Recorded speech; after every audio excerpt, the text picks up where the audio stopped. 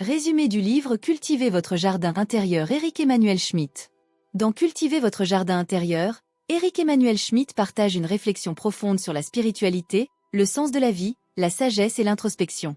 Ce livre est à la fois un journal intime, un récit de voyage intérieur et une quête philosophique.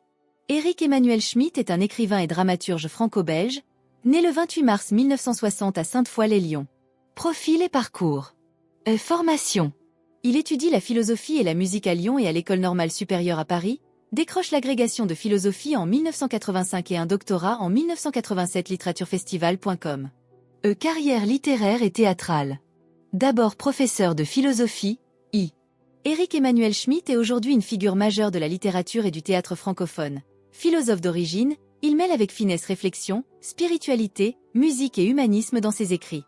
Écrivain très prolifique, romans, nouvelles, pièces, livrets d'opéra, adaptations cinématographiques, il explore la foi, le sens de la vie et la quête intérieure.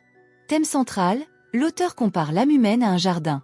Un lieu que l'on doit entretenir, désherber, nourrir et contempler avec patience et amour. Ce jardin intérieur est le lieu de la paix, de la connexion à soi, aux autres et au divin. Au sens large, quel que soit le nom qu'on lui donne. Principales idées du livre. 1. Le silence intérieur est une richesse. La société moderne nous pousse vers le bruit, l'agitation, la distraction. Or, c'est dans le silence que l'on se retrouve. Tout point est la spiritualité est une expérience intime. Elle ne dépend pas forcément d'une religion. Elle commence dès qu'on cherche à comprendre ce qui nous dépasse. 3. Les épreuves sont des graines de croissance. Ce sont dans les moments difficiles que nous avons l'opportunité de mieux nous connaître et d'évoluer. 4. Nous sommes responsables de notre monde intérieur. Comme un jardinier, nous devons semer, arroser et arracher les mauvaises herbes que sont la peur, la haine ou les rancunes. 5. L'amour, la gratitude, le pardon sont les engrais du jardin intérieur. Ils permettent à la joie, à la paix et à la sérénité de grandir en nous. L'amour, qu'est-ce que c'est ? L'amour est l'un des sentiments les plus puissants, profonds et universels que l'être humain puisse éprouver. Mais il est aussi l'un des plus complexes. Il peut se manifester sous de nombreuses formes et toucher toutes les dimensions de notre vie. Affective, émotionnelle, spirituelle, physique et même existentielle. L'amour, c'est le désir sincère du bien de l'autre, allié à une connexion profonde, souvent marquée par la tendresse, la compassion, l'attachement ou l'admiration. C'est vouloir le bonheur de l'autre, même parfois avant le sien. Les différentes formes d'amour. 1. L'amour romantique, passion, attirance, relation intime. 2. L'amour familial, lien d'affection entre parents, enfants, frères et sœurs.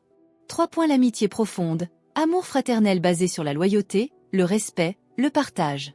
4. L'amour de soi, capacité à se respecter, se pardonner, se valoriser.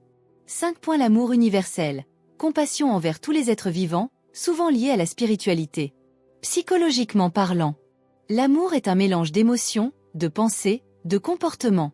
Il active des zones du cerveau liées à la récompense, la sécurité et l'attachement. Selon certaines études, il réduit le stress, augmente la longévité et favorise le bien-être. Sur le plan spirituel. Pour de nombreux sages, maîtres spirituels et traditions religieuses, l'amour est la force créatrice de l'univers. Jésus disait « Aime ton prochain comme toi-même ».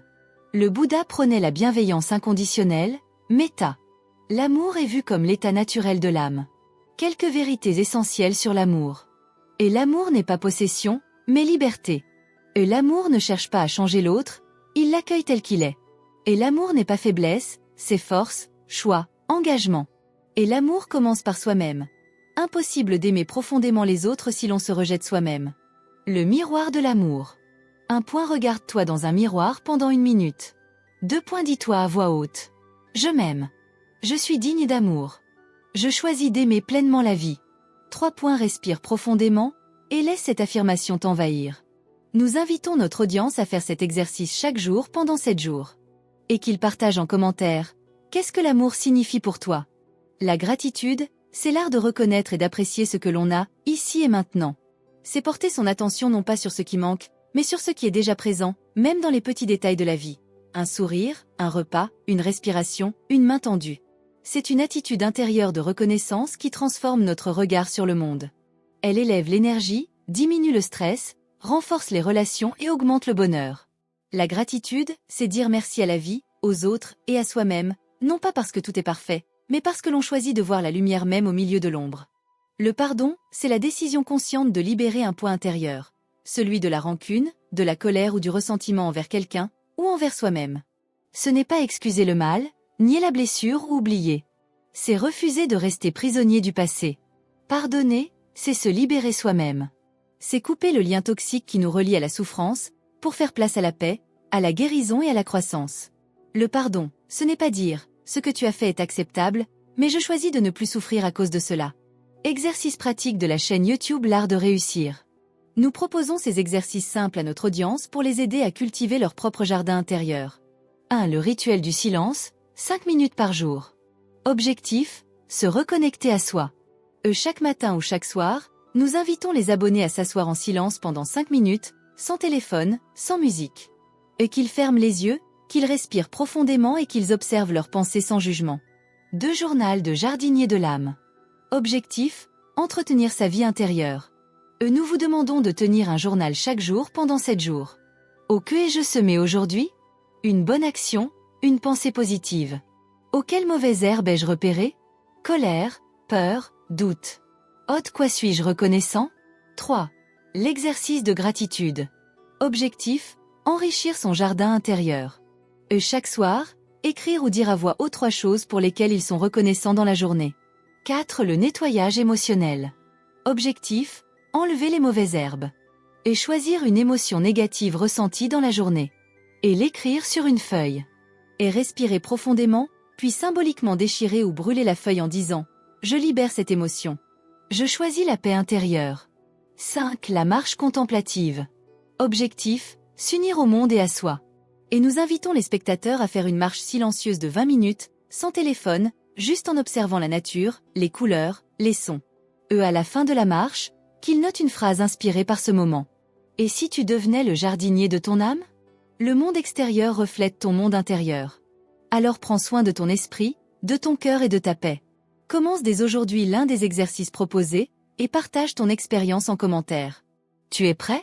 Cultivons ensemble ce jardin sacré qu'est ton être intérieur. Abonne-toi à l'Art de réussir et fais rayonner ta lumière.